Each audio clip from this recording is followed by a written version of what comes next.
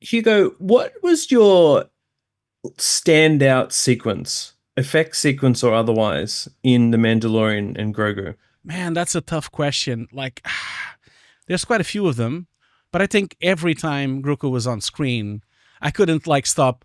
Aw, like he's so cute and so beautiful, and so like I can't. I get so distracted by him, like because he's so cute, and so every time I think every time he showed up, there's quite a lot of really cool stuff. But I think he in particular steals the show on the film, especially because he's quite big, has a big role this time on the film, which is great. Big role. He's cuter than ever. Yeah. I think something about the way he talks this time, like he doesn't talk much, but he says more things or grunts more things or coos. He has a little shield and everything. He has a little shield and he has like a little thing. And he's so cool. He's always been cool, but now this is another level. I think they're really going. This podcast is brought to you by Befores and Afters magazine. Befores and Afters magazine is the monthly print mag from VFX journalist Ian Fales. Go in-depth on key visual effects topics with major VFX supervisors, artists and studios. Each issue covers a different area like creature animation, miniatures, on-set VFX and VFX tools. Find your copy at beforesandafters.com/magazine. This podcast is also brought to you by Hugo's Desk new compositing course. Join today to have access to 150 pre-recorded classes, 50 hours of training, using real production assets covering industry standard techniques with over 200 gigs of showreel material and access to a private Discord channel with over 2,300 students. This course is endorsed by Foundry and has access to a Foundry student license paid separately. Join today at hugosdesk.myshopify.com. And now on to the show.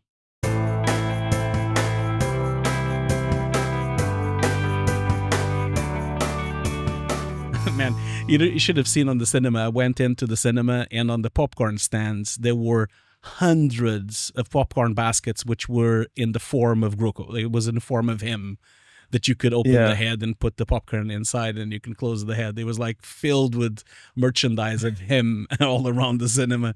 Posters, toys, like they're really going for it.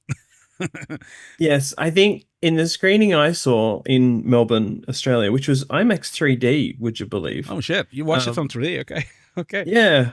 One of the big things was popcorn, but I think it had some wraparound, not glasses, but like a headpiece, but basically with Grogu ears. And like, of course, kids and adults were wearing those. I didn't buy one. I really regret that now. I regret it. Damn it. Yeah, anyway. I didn't buy it. It was a bit little steep. It was a bit too steep for me. It was £30 and it didn't have the popcorn. Like it didn't include the popcorn. You had to pay the popcorn separately. And I'm like, Jesus, come on, guys. Like, you're like, you want my arm here. Like, it's so expensive. Yeah. No, what about you, man? What about you? Oh, I think I can't go past that at sequence right at the beginning. Yeah. I just think that looked incredible. The lumbering nature of those big machines and when they're sort of falling down the mountainside was just brilliant. And it was like, oh, we're back into Star Wars adventure, and I actually don't remember if it was full IMAX screen or not because it did change during the film. Yeah. But it was huge and in 3D looked incredible. There was one moment where it slowly falls off the cliff edge and I want to ask John Knoll and Hal Hickel at some point whether that's like a homage to, there's a couple of slow Jaws type deaths in the first Jaws. Well, there's one slow-mo Jaws death and a few other kind of slow-mo monster deaths in history. And it just felt a bit like that. Yeah. And it worked really well. So I love that sequence. Yeah. I thought you're right. Like, and we haven't seen those walkers for such a long time. It's been ages since we've seen them on a film. So that was brilliant. Yeah. It was great. Yeah. And I would also say at this right up front, any scene that featured those little creatures, I think they're called Anzellans, which are, these little workshop creatures, which were clearly puppeteered because we've seen some behind the scenes and brought to life with CG. I'm just obsessed with them. They've been in some of the other Mandalorian series and movies. Um, and they're just brilliant in the way they talk. And one of them sort of spoke English more than the others. And I just am obsessed with them, obsessed. So congrats to everyone who was part of the Anzellan stuff. I'm probably saying the name of that critter wrong. But I think anyway.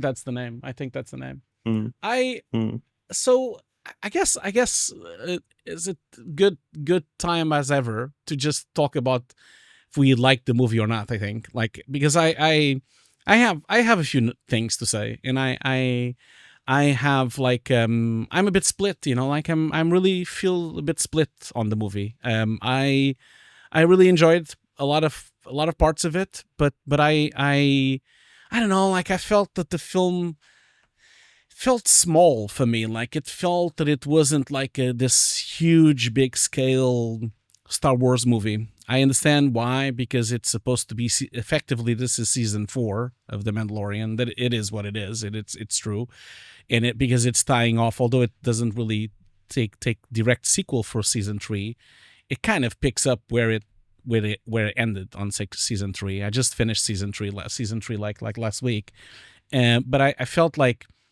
I was missing a bigger scale. Star Wars has always, for me at least personally, has always been the big scale space opera, the big thing, with the big villain and interstellar fights and all sorts of empire and this and that, and it felt really tiny. It felt like I was just watching a little small corner of the galaxy where something else is happening on the other side, but we're not watching that.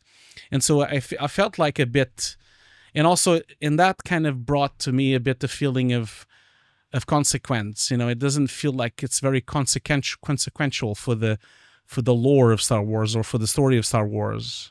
It has a lot of fun service by having the Jabba the Hutt family and having, of course, little hits and knobs to the the X-Fighters, and you have a bit of the Resistance, and you have like you just saw, the Walkers. But it felt to me that there was no evil, really big villain. I really loved the villain on the series, on the Mandalorian TV show, and I thought something like that was going to come, but it never did. We never really had any some dark lord from somewhere that would show up in the middle of the film and make a huge threat to the galaxy. It felt like the scale was quite small, but hopefully there's a sequel. I really think this has a lot of potential, this thing, but I don't know, man. It doesn't feel like they're going to have a sequel. It sounded to me like this was it. Like this was the end of the season. So I have that problem with the film. I feel like the film was good and I really enjoyed it, but I am enjoying it now more by checking out how it was made and what happened in the making of this film. I'm kind of having this moment where, oh my God, they did that. Oh shit, they did this. I'm enjoying a lot more the film now by knowing how some of these things were made. And during the film itself, I wouldn't say I was bored, but it was a bit, I don't know, I felt a bit underwhelmed. And I really loved season 3, and I thought, we're going to have a big moment, and we never really did. That's my personal view, I mean, there's definitely been a reaction to the film that it feels more episodic in nature. Yeah. But, I mean, is that actually surprising to anyone, given that it's based on an episodic show? I mean, I kind of get that. Ultimately, in the cinema, as I always talk about on this podcast, I just had fun watching it. Yes, I think it would be really interesting if there was some larger, the universe is at, peril, is in peril kind of thing happening, like in the other Star Wars films. And as you say, a villain. But we're so close to these characters now, if you've really been engaged in the episodic series, that's clearly what Jon Favreau and Dave Filoni were leaning into, right? Yeah, Like I think you're right. Yeah, I think you're right. it, Yes. you know, um, And actually, in fact, I sorry to interrupt you, but I have even a feeling that maybe you didn't even need to, like, in some way I feel that people don't even need to see the show. Some people could come in and actually watch this, and I think they would get it. I feel like that because sure. it didn't get too attached to the show. In fact, there's almost no one from the show on the film itself, which is interesting. You don't really see Mandalore, you don't really see the whole lore that happened there, and you don't see all those characters that you've been watching over the last 3 seasons. So, and I think that was smart because, What? maybe people are not going to go and see the show, which is nice, Yeah. The only counterpoint to that is that there are many, many references in this film to the Clone Wars animation Yeah. side of things, which I I have didn't, to I didn't admit, know and that. people Okay, I didn't know that. people are gonna be like yelling at me now, like so much. I just, for whatever reason, I just have not seen any of that animated stuff, Yeah. and it's just, just too busy covering the visual effects industry. But is that like a show that came out now, or are you talking about the old the old animated series that was out? Well, you're asking the wrong person, but there's been a few incarnations of Clone Wars and related animation. You're right. And what that meant was that some lovers of that, and there's many lovers of it, they love that these characters get mentioned and have a part in Mandalorian, the TV series, but also this film. So, fan service, whatever. Like, Star Wars is fan service, so I'm At this cool with point, that. it is, I think. But I agree with you. I'm saying it's a good thing. You don't have to have that knowledge from Clone Wars stuff, and you probably don't even need to have knowledge from the Mando TV series to get this film, right? The only thing that's missing from, I think this is the criticism out there, is that, well, what really happened? Like, who is the bad guy? What were the stakes? I didn't care. I didn't care. I just enjoyed watching it. And I just like, oh my God, we've got a Star Wars film. I mean, sometimes that's what I want, right? And we haven't had one for a while. I know.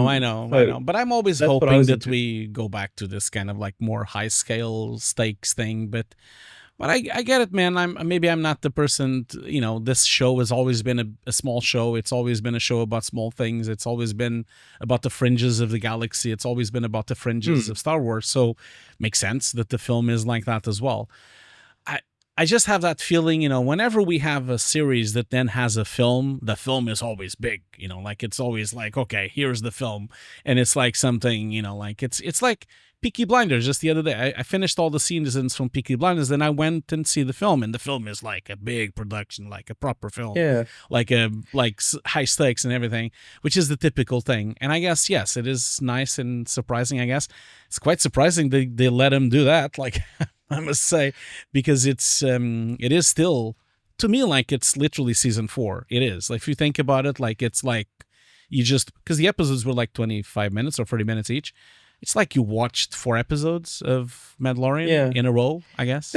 But what do you think about that more in the context of the fact that we are watching so many movies or TV series at home now instead of the cinema?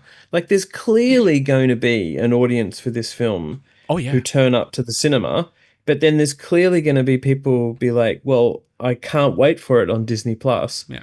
And I think that's fine, right? Like, that's where we're at. It's going to be huge. There's plenty of people. It's going to be a huge success on Disney Plus. For sure. Yeah. Like, it's going to drop and it's going to be on the top for a while, I'm sure, Yeah. I just think maybe the people who are making this stuff are smarter than we are. Oh, of course and they are. they get that the viewing habits have changed, and they get that theatrical is a super important thing, and I'm so glad this was theatrical. But they also get that there's an audience somewhere else as well, right? But it's Yeah. tough, I'm sure it's tough for the directors and for the producers and for everyone involved because unfortunately we still measure movies with the box office, and which is so strange and so silly, really, to be honest, because why are we measuring a box office if the films are not even barely on the cinema? Most films go back to digital in like a month. Most of them do. Not talking about like Hail Mary is a situation where they've kept it on the cinema for longer, but most of the films, I'm sure this film will be on the cinema on digital in about a month from now, a month or 90 days from now, or something like that. I just feel like we should not really think about that anymore, because look at Netflix. They don't give a rat's ass about the box office of how it did or not. They just look at the views and it's on the top, and they measure it like it's been on the top 10 for 7 weeks. It's like that's how they do it. It doesn't really even matter it's all anymore. Changed. Yeah, it's very different. Changed. It's very different. I mean, and again, someone will pick us up and say, well, there are some films that Netflix is making that are getting theatrical releases, of course, and but that's having the Oscars. real impact. Yeah, it's the Oscars. Well, and they have to, like, even this one, if it wants to get nominated for the visual effects award and for the sound and for everything, it has to, which I'm assuming it will be picked up on a few nominations for sure. So. I don't. Some Netflix films, the filmmakers have power, right? And also the audience people want to see Greta Gerwig's Narnia on the big screen, and they've changed that for that. Yeah. But I think what I mean is there is definitely clearly a change in the way things have. Oh yeah, absolutely. Things have changed. What might happen is, depending on the success of the film, and by the way, it had a huge opening Memorial Day weekend, like more than 100 million domestically. Yeah. Like the success at the box office might determine the sequel, right? And so the success on Disney Plus is determining another series or whatever. Yeah. So the theatrical release is super important, and I'm clamoring for a sequel because I think, as I say, things have changed, and maybe we can go to episodic film releases. Like, if that works, why not? I'd be first in line. Yeah, I know what you mean. I know what you mean, because it has changed. Like, you just saw, they announced just last week, I think a few days ago, Netflix, the film from David Fincher, the new film about the Brad Pitt character from Once Upon a Time in Hollywood, the sequel from the Tarantino movie. That film was supposed to be just Netflix, and it was supposed to just be released just like any other David Fincher movie lately. But no, they've committed to go to the cinema, to put it on some cinemas for people to have the experience in the theatrical release. And then it will, of course, be live on Netflix like every other film that they make. And I think that's even now becoming a marketing thing. It's like, yeah, we have this film which will be on Netflix from David Fincher and Brad Pitt, but yeah, we will also have a theatrical release. Almost like it's the other way around now. Like, we have a streaming film that happened to have like a theatrical release, which is funny. And I think it's smart as well, because it provide. We keep talking about on this podcast about the event movie. That's what you usually say. Yeah. And they're really working on that, on the event movie. That's really the word for that. This, I don't believe it was an event movie, because I think it will be I have a feeling this is like a slower burn. I feel like people on word of mouth or hearing the film is good, and that the film is not disappointing. Because we've had some pretty disappointing movies on the Star Wars franchise lately, and I think people are quite happy to know that this is not a disappointment and it's actually a good movie. And so I think it will grow. It will grow. Yeah. And as often happens with these big films, the critics didn't seem to really, really get behind it, but the audience loves it. So that's great. Cares? Right? Like, does anyone care about the critics?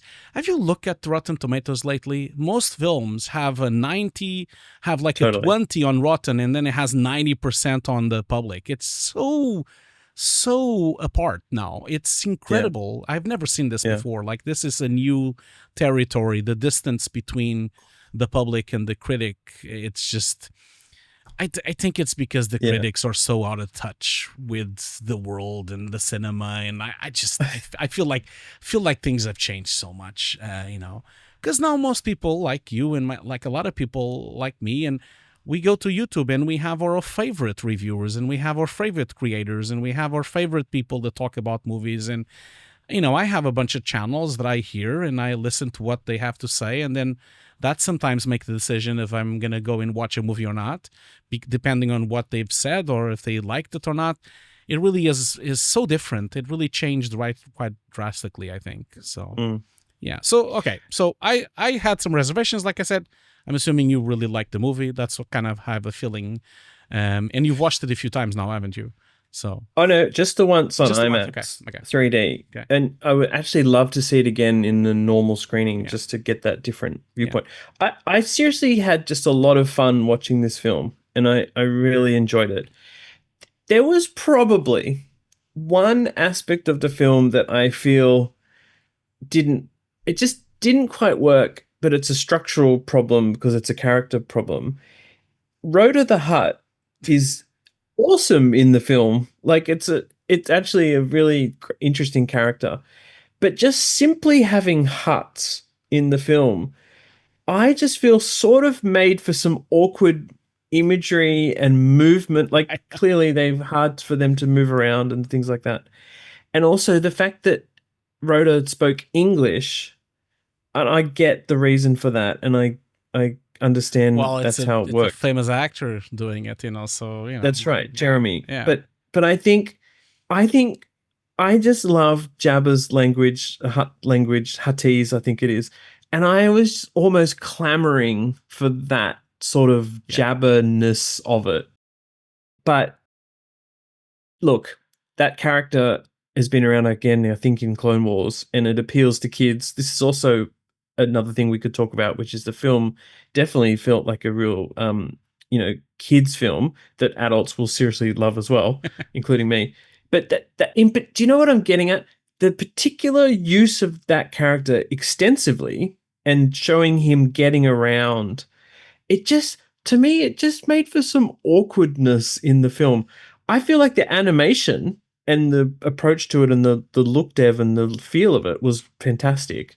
But the actual having that character was just like, oh, how did he get up there? How did he, anyway, it took me out of the movie just a little bit. He's literally a slug with muscles. I know what you mean. He's like the Schwarzenegger of slugs. And the reason is that Jabba in the filmer in Return of the Jedi, it's just clever that he never seems to leave his palace. And I mean, he doesn't, I think. Oh, he goes out onto the Sarlacc pit. Anyway, it's clever how they do that, and you still really get into that Jabba character. When you actually show them moving around, it's just less convincing. Yeah. That's all. It's funny that you picked up on that, because I know there's respect to the whole visual effects team. I think they did a wonderful job, and I think the film looks beautiful. But it is a bit awkward. It does look weird. It doesn't compute very well on my head, and I feel like the film has these two worlds that don't, in my opinion, don't completely merge together. I feel like it has a lot of CG characters, especially the fights on the gladiator fights with all the monsters. There's so many monsters, like 7 or 8 monsters on the movie fighting him on that arena, and it's all full CG. Like all the creatures are full CG, and you can tell that, of course, because they're moving fast and they're moving really fluidly and fighting and doing really complicated move sets for something so big. But then on the other side, you have all the puppets and all the puppeteering and all the stop motion and all the animatronics on the movie that make it look like the old Star Wars. And because it's like awkward and it's like a bit clumsy and it's a bit like it shakes a bit and it doesn't move really correctly, but it really gives you the nostalgia for those first movies from George Lucas. And I feel like I couldn't merge the two things in my head. I feel like in my head, I wish the whole movie was just animatronics and puppets or just CG. Like, I don't think it completely combined, because for me, and I know that the animatronics and the puppets were also heavily integrated. They also have CG, of course, and they have compositing. They have a lot of things, and there's a lot of digital takeovers, of course. But you know what I mean? Like, even when they do a digital takeover, they're still mimicking the puppet. And so the the CG still looks like a puppet and it moves like a puppet still. All that kind of like weight and nervousness that you come from the puppeteers is really present. And I just couldn't marry the two things. And it was, I don't know, like I loved it so much. And I felt like, oh man, I just want to see more of that. I felt that this is next level, like the puppeteering on this movie and the integration they made from the puppets and CG and also the animatronics together with the stop motion, but also together with the CG. I just felt that those moments, those characters, both Grogu, of course, and also the Enzels, I think that's how you say it. All those characters really, they were so funny and so good on the movie. I don't know, like, so I had some difficulties with the Jabbas, that I just felt that. I don't know, like I'm so used to watching them as a puppet. I'm so used to seeing them as a suit, like as a. It doesn't compute to me because I'm so used to just seeing them from Star Wars 1 and 2 and 3, like they're just standing there. They just don't move, So I mean, I kind of know what you mean, but you're dead right in one way, which is in terms of the classic puppet versus CG thing. No one is going to be able to tell me until I talk to ILM which shots of Grogu were puppet and CG. I mean, maybe when he's having to jump. Yeah. When he's having to jump and stuff. But, like, I just think they've got that nailed. It's the same with the Enzellans. I'm not clear. And there's a lot of them in CG. And there is, because you look at the credits and you see the massive production of people, visual effects. But it's even when it's CG, it's being used, they've used the puppets as a reference, so it feels like the puppet and moves like the puppet and animates like the puppet. And so it's almost like they've brought in specific animation of puppetering into the CG into it. So it's a really good match. So it doesn't really jump from one to the other, so. Yeah. I mean, clearly someone is going to say, well, they can't use a puppet for so-and-so character because it needed to do these certain moves. I know, but then I wouldn't put those characters. I just feel, that's what I'm saying, like it doesn't gel. And so for me, like that was the most boring part of the movie. That entire fight thing with the arena with all the monsters, and I just couldn't care less. Like a bunch of monsters flying around and fighting, and I just didn't gel with it because everything else was so cool. And that was just okay. Didn't you love that it was like this ode to the hologram chess set from A New Hope and elsewhere? I didn't even notice that. I didn't even. Oh, Hugo! I didn't even notice that. No, I didn't. I didn't even notice that. I now I get it, but I didn't get it at the time at all. You see, it's so well explained that I guess it didn't. I'm sure it's not. I'm not the only person that didn't get it. And I'm a big Star Wars fan. I've watched all the Star Wars. I know a lot about Star Wars, but I did not make the link. No. So, sorry. In terms of what you're overall saying, it's we've talked about this before when we've talked about Jurassic or those the 1990s films where they absolutely used to have animatronics. Yep. And CG was just coming in. And if you really analyze it, you can totally tell what's animatronic or puppet and what's CG. And the point that we've both made before, I think, is that it doesn't matter sometimes. Yeah. Like, it kind of is cute and not fun to, like, see that they're different and to see the combination. Over the years, the work has become so good that sometimes you can't tell.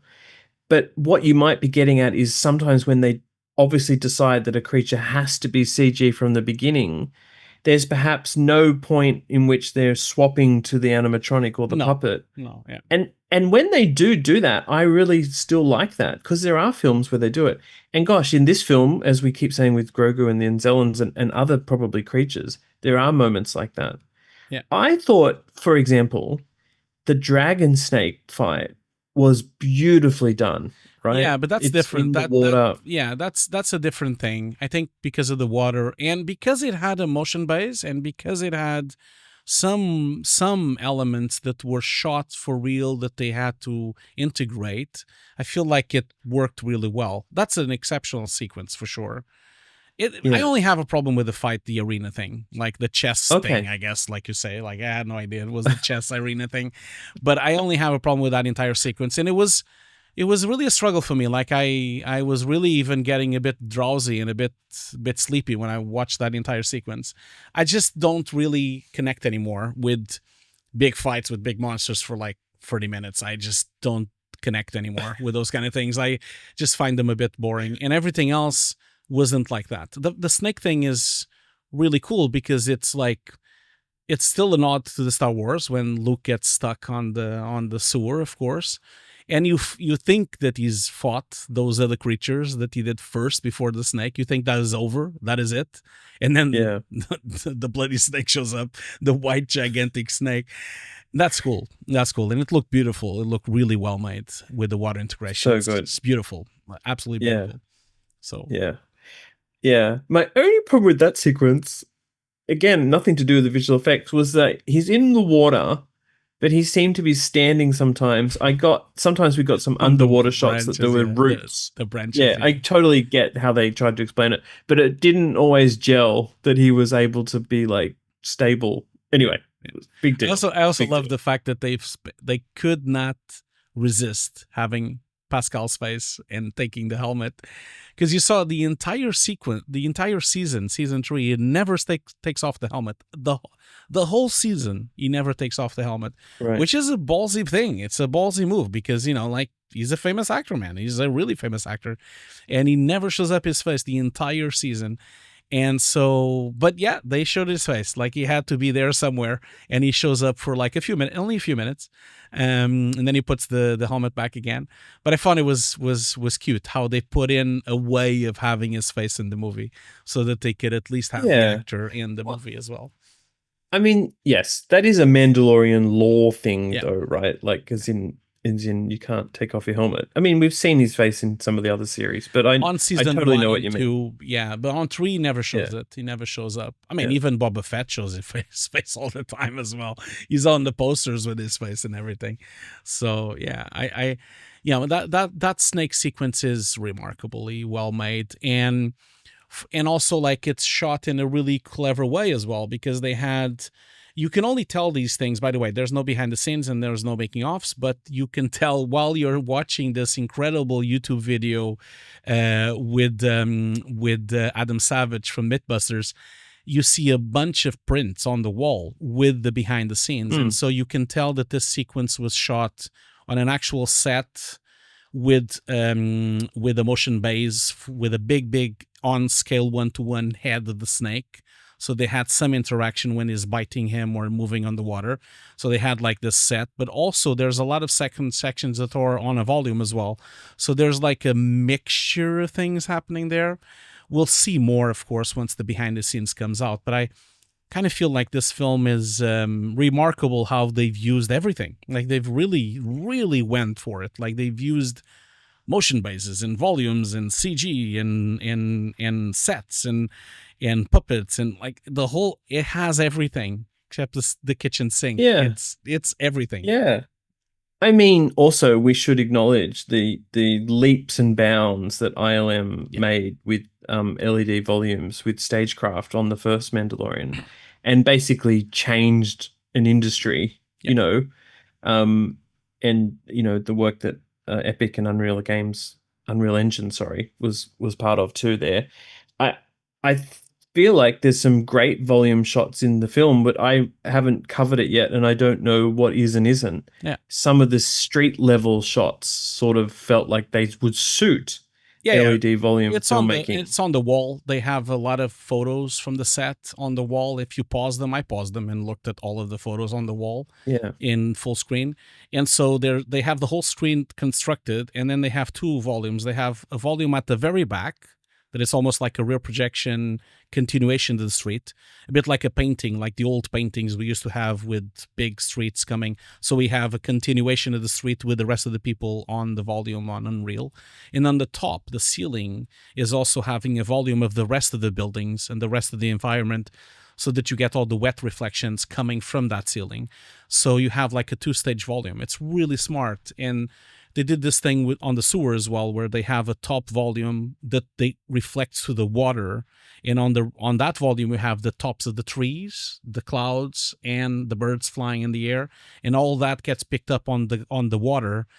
So brilliant. It's brilliant because you have the set. The set is there, but then the reflection is coming from a volume. It's really smart. Like I can't. I'm sure they will show all of this once it comes out. I'm sure they'll do a documentary on Disney Plus at some point with all of this. But just by looking at those photos, man, I was like, that's what I was telling you. Like when I started seeing how they made this film, I got so much more excited about the film because I thought that this was really not groundbreaking, but something new. It's a different way of combining all these technologies into one thing. I felt that this movie is really a big moment where they are now, everything has got mature, all these technologies are maturing so much, and now they're merging them all together. It's great. It's great to see, Yeah, I agree. And maybe something else, which also stems from the Mando series, is that Jon Favreau and generally Lucasfilm ILM are also picking up on audience cues about nostalgic the side of filmmaking, right? And especially effects.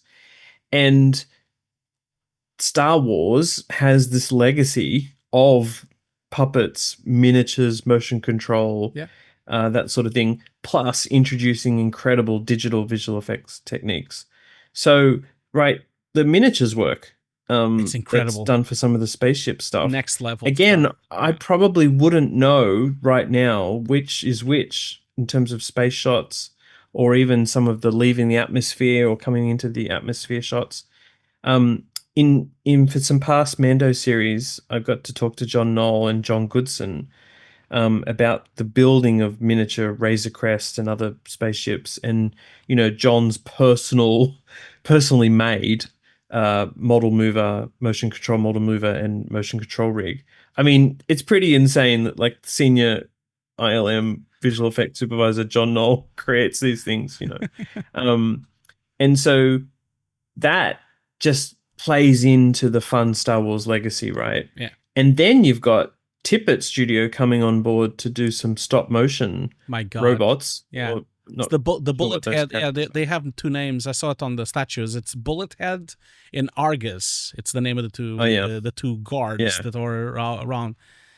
Next level, right? Like when I was watching the movie, I was watching it and I was like, oh man, this feels different. There's something here.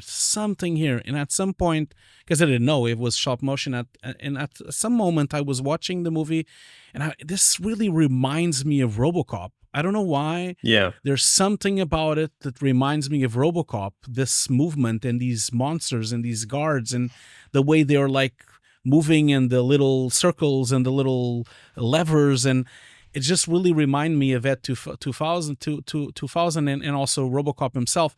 And then you find out it's all done by the same studio, and I was fascinated by that. I was really fascinated by Tippett Studio's involvement on this movie, and it really proves that it really works. Even stop motion actually works in the middle of CG, and obviously there's cleanup and paint over and digital takeovers and of course simulations, explosions, and all sorts of other things that are on top. They still had to 3D model. They still had to like do the integrations, the reflections.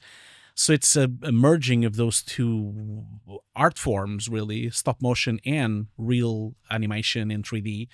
But it works. It just works. I thought that entire sequence is brilliant. I just couldn't. Yeah. But it works because it's character, right? And so what we remember with Ed 207 in RoboCop is that we just love that character. Exactly. We also love the awkward movement of it. And this is that point I'm probably not making that well, which is we're okay with it looking stop motion-y, whatever that is in different people's minds, because it suits these robot characters too, right? Yeah. So, I just think it's really lovely to respect that legacy and to have these Tippett involved at all. Now Tippett's been involved in some of the Star Wars TV series, right? Okay. So there's a love there that still exists. But I love that with those characters that you saw them as guards Yeah, they were in static. front of the door for a while, and I was like, oh, I can't wait until these come to life. Right, yeah. And then they do right, in that sequence. I was so happy that this was not spoiled to me. I had no idea that they were involved. Tippett Studios was even on the film. I didn't know anything about this movie until I came into watching the movie. I saw the shows, of course, but I didn't know how they made this one. And I love that I felt that it was stop motion on the movie, but it's not because it's bad. I could say, oh, I clearly saw it was stop motion. No, I saw that it was stop motion, and I was even more excited because of it. I was like, oh my God, this is the best stop motion I've ever seen in my life. It's like so fluid and so well animated in so many frames.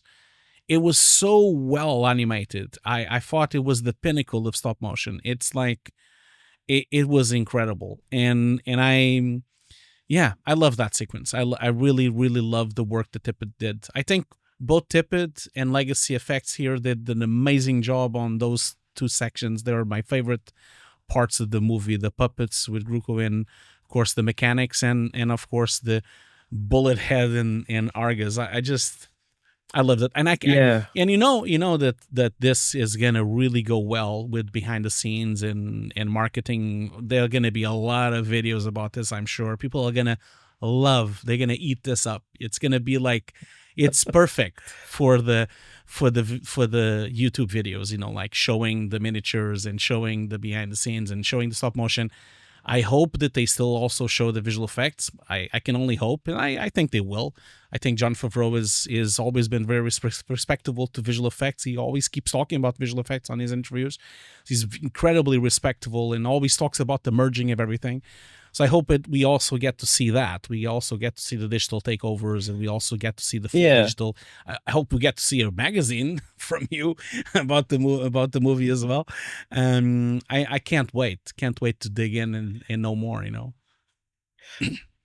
I have a prediction about that, which is, you're right. They've as they do in any film where they've got some great behind the scenes to show, they push the practical and miniature builds. I mean, I think in a lot of marketing, they had this little warehouse. Yeah, the museum, the archive. I think it's sort of purpose built for showcasing this stuff from Mandalorian. Yeah. And they do tend to roll that stuff out, and people get to sit in the cockpit and look at these miniatures and the animatronics and everything like that.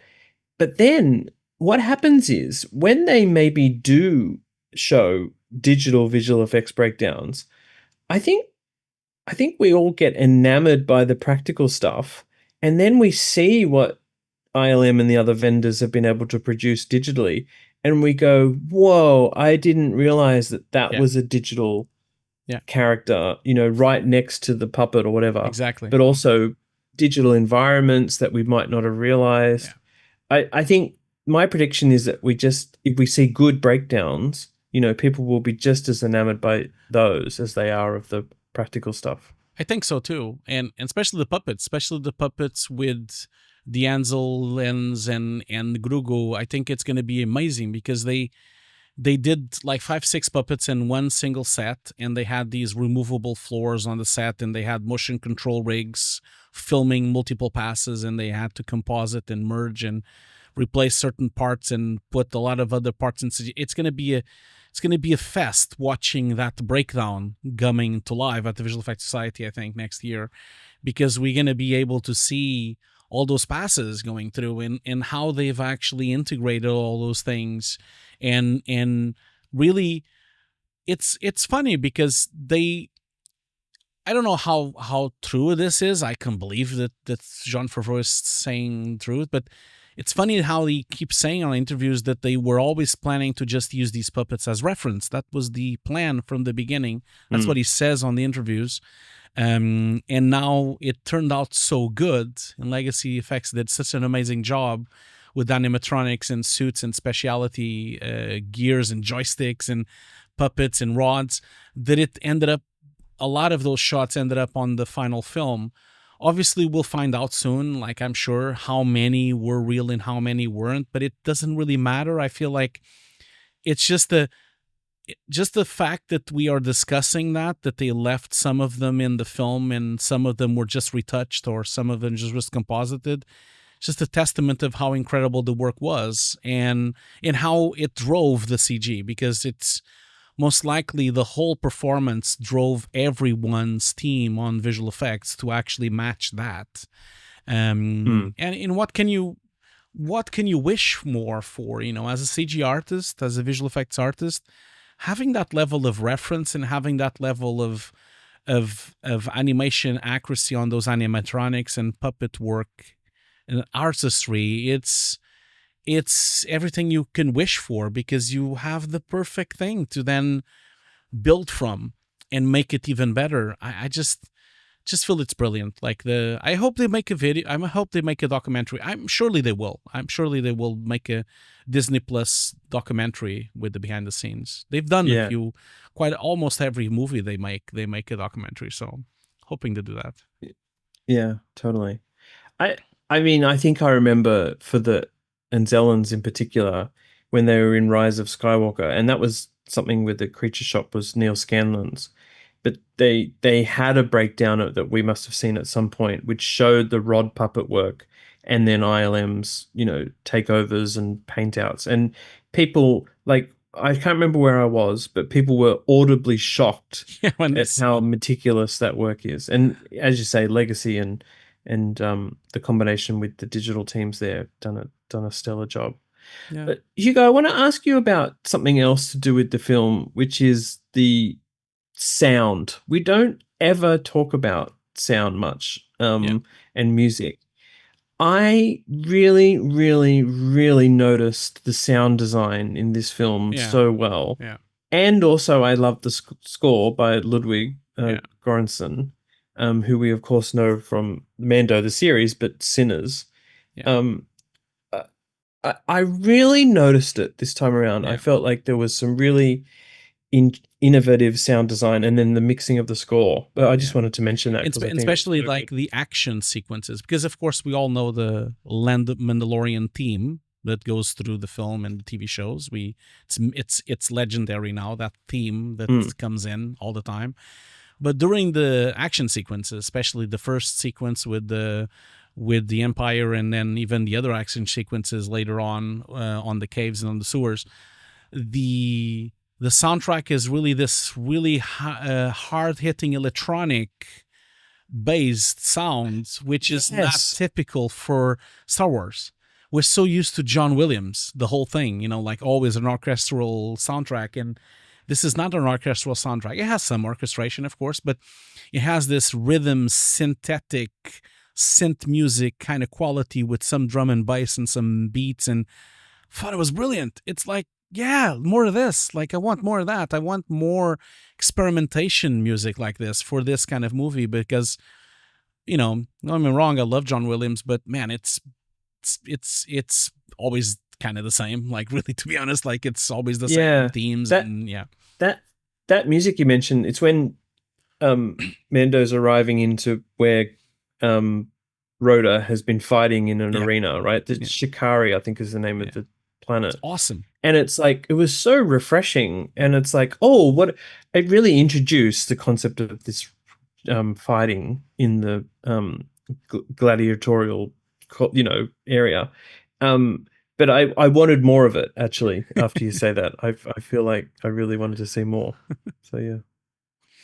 Well, I think Ludwig he's been part of Mandalorian from the very beginning. And so he was the one that made that amazing theme that we all know and hum when we watch the movie. Whenever that theme comes in, we know we're going to go for a ride. It's especially at the end, man. I love on the show when the end with the music and then you see the concept art. I was so disappointed we didn't get concept art at the end of the movie. I would have loved to see that, because we always see that on the TV show, and also there's no after credit sequence as well, which is disappointing as well. I thought it was. Is there ever with a Star Wars film though? I guess not. Maybe sure. we're just maybe we're used to Marvel.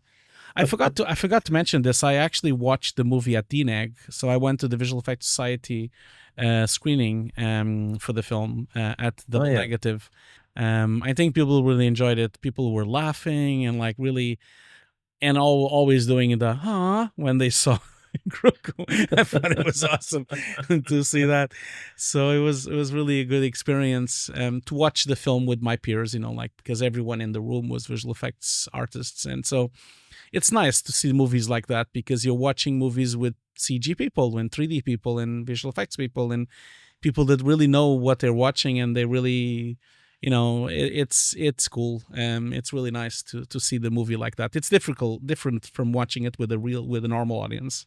I love that. I really enjoyed those screenings at the Visual Effects Society. It's really nice. Yeah. There is a Visual Effects Society screening next week, which will be my second time to go. So yes, I expect this is a film, Hugo, that over the course of 2026, you and I will watch like 4 or 5 times, Yeah, just probably. because it'll be at different events and award season and stuff like that. And it is also the kind of film where I reckon you're gonna spot new things each time. Yeah. Like sometimes any Star Wars film, I'm like scanning the screen in the first screening just to try and take it all in, right? And even then, I sort of miss things. Like in that city we were talking about, or in the twins' lair, I feel like there were things in the background, characters in the background that I didn't quite pick up on. So that's one of the presence of a Star Wars film, the treasures, is that you can watch it multiple times and still find new things. Some of that is about fan service again, because it's just some little cool little trinket that you didn't know, was there. But the more I talk about it with you, the more I think, oh, I'm really eager to see it again, to try and find those moments and to pick up on certain other character things too, right? Because let's not, miss over the fact that Grogu and Mando, like she like saves him, like he's basically dead. Like Yeah. that part of the movie is a little bit labored because it's, really leaning in on their character. But I thought that was in the end really gentle and nice and, Yeah. A cute factor too, because he builds this whole cave for him, I know. like really, really cool. I know. It's a beautiful sequence of the movie, and also like it goes on for quite a while. But I loved it. I really thought it was really lovely to see that relationship. I was already loving the relationship already. Like I thought season 3 was amazing. I really loved season 3 of The Mandalorian. Thought they really put high stakes on the series, and I can't wait to see more of the Mandalore planet and see how that goes and develops in it. And I was really hoping to see some of those characters in the movie. They didn't show up, so I was hoping to see some of them coming in as. But I noted I saw that right away when we saw the opening credits. Their names weren't on the credits, and I thought, nah, they're not going to be on the movie. That's the thing when we don't have credits anymore on movies like this one, like with all the names coming through. So yeah, no, I know what you mean. I think we're gonna watch quite a few other times, and I can't wait to see it all Disney Plus when it comes out. And I might go and see it again. Like I feel like I definitely missed. I feel like I missed a lot of things. I'm sure. A lot of lore from Star Wars that I've completely missed, and I will only notice the second time I watch it for sure. A couple of standout moments I just want to mention. We talked about that opening AT-AT sequence. There's also the point in the swamps where they come across the crashed ship. Oh yeah, and it's got vines over it already, and it's. I just think that is one of the most beautiful matte paintings, 3D environments, or possibly partial set that I've seen in a recent Star Wars project, and I can't wait to ask the team about it. This that wide shot of the big spaceship crashed there, that was, to me, was just like a classic Star Wars moment, a classic Star Wars scene that really worked for me. So I really like that point. The other sequence that I really thought was kind of fun was when it's the boardroom of the I don't know what they're called, and they're all scared to talk to him, and then they end up pointing, to the door where he's tried to escape. I was like, oh, this movie's going to be funny. I know, right? I know. There's always a bit of fun humor in the Mando stuff. Yeah. But I think that made me feel like old school Star Wars a little bit, because there's always a bit of clever humor. So I just wanted to pinpoint those moments as well. Yeah, I know exactly what you mean. Like that humor that you used to have from the randomness of Harrison Ford on the movie, because he's so random on the movie. Yes. And Solo's character is really like the deadpan character on the movie that really says some awkward stuff. And so the Mandalorian movie has really captured that for sure.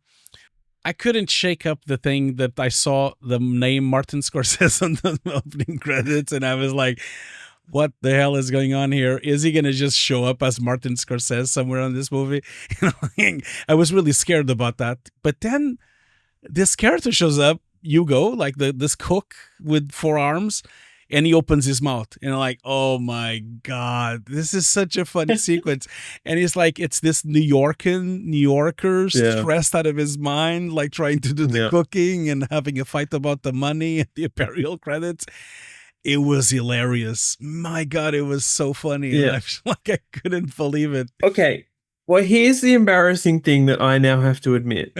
For some reason, I think I thought that the Rio character in Solo, which is of course set, when we meet Han Solo for the first time, was voiced by Martin Scorsese, but it was actually voiced by Jon Favreau.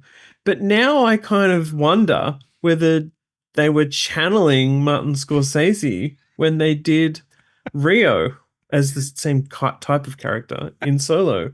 And then do you know what I mean? You think then he invited him over and said, "Oh, you need to be in the movie." Well, I mean, am I please tell me if I've got that completely wrong, audience. But I feel like Rio looks a bit like Martin Scorsese. Anyway, I shouldn't, So there you go. I thought it was brilliant, especially because he's a New Yorker and he's like in the middle of the galaxy. He's like talking like a nervous New Yorker. I found it was brilliant. And it's so distinct, his voice. He's a good actor. He's always been a good actor, but he always plays himself. There's no other way he can play anyone else except him. Martin Scorsese his mother is also a good actress as well. She's on Goodfellas. She shows up on Goodfellas as well and makes a really cool character as well, giving them all food after they killed so many people, like they're giving them dinner. That's right. And Martin Scorsese's in the studio with Seth Rogen. That is, as himself, that is beautiful. It's so good. It's like, man, it's so sad. He's like dying and everything. I would not remember that TV show is so fucking funny. I'm like, man, my favorite is not even Martin Scorsese, it's Ron Howard. It's just absolutely amazing. The Ron Howard episode is just brilliant. And Ron Howard is such a nice person, and he's channeling this monster. It's just amazing. Love it. Yeah. Well, yeah, I think this discussion has made me realize we need a rewatch very soon, as I will be doing, of Mandalorian and Grogu. But I'd love to, and I will be trying to find out a lot more about how it was made. And I think just tapping back to what you were saying before, Hugo, about the multiple techniques, that is just a really fun side of the movie to be, in terms of being interested in the making of it, but also it does actually add to what I'll call the textural qualities of what's on screen, right? Yeah, it really does. There is something where clearly this is like a love letter to the original Star Wars trilogy. That's how I feel about this movie, actually. Yeah. So, they were very successful at it, I think. Yeah, they were. Yeah, absolutely. Yeah. Cool, man. Right. Well, great to talk to you about it. Thanks, everyone, for listening. If you've got any complaints about our lack of Star Wars knowledge, send them straight to Hugo. That's me. Like, that's me. I didn't even notice that it was like the fight from the chess. Oh my god, I feel stupid now, but I didn't. Sorry. I didn't notice like at all. I should have put like some message below it saying from the movie Star Wars. Man. Oh, thanks for watching, everyone. I'll see you guys all later. Bye. Bye.